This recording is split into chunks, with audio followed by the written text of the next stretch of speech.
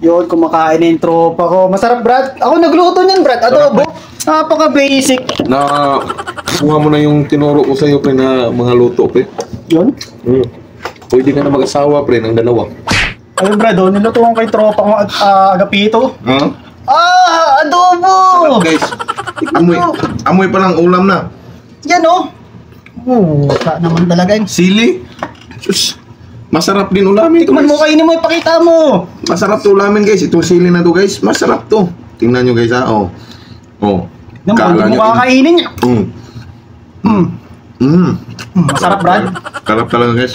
Siyempre ako nagluto niyan eh. Masarap talaga yan, Brad. Pre, pwede na mag-asawa. O, titikman ko, Brad, kasi hindi ko pa titikman yung luto ko, Brad, eh. Siyempre, tikman mo, pre. Siyempre, unahin muna natin yung kanin. Ay! Hulog! May tapon, pre. Mangko, Brad, ha? Sarap, pre. Titikman ko kung talagang totoo siya sabi mo, Brad.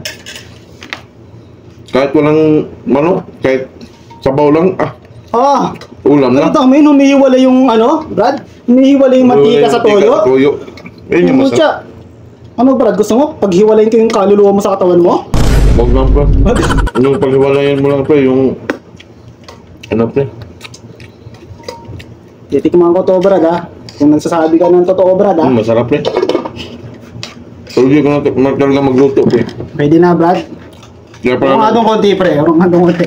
kaya pala nag-iba yung linya ng pagbablog mo, pre. Ayan, o. Hindi ka na nagre-refill kasi parang punta na ito sa pre. Saan, pre? Pagiging chef. Chef? Boy, chef! Boy, chef. Titikman natin yung luto natin, guys. Titikman ko, ha? Guys, oh. O, guys, o. Totoo po, guys, o. Grabe. Titikman ko. Sarap talaga. Brad. Ang sarap. Sarap talaga. Ano ba gusto mo mayari, Brad? Masarap. Anong gusto mo mayari? Ano? Bili ka ng Pepsi. Pepsi? Kain muna tayo, Brad. May Pepsi. Wala akong pera, Brad, eh. Wala ka pera, pre. Wala ko pera, pre. Tubig na lang tayo. Tubig na lang tayo. May rep naman na tayo dyan, eh.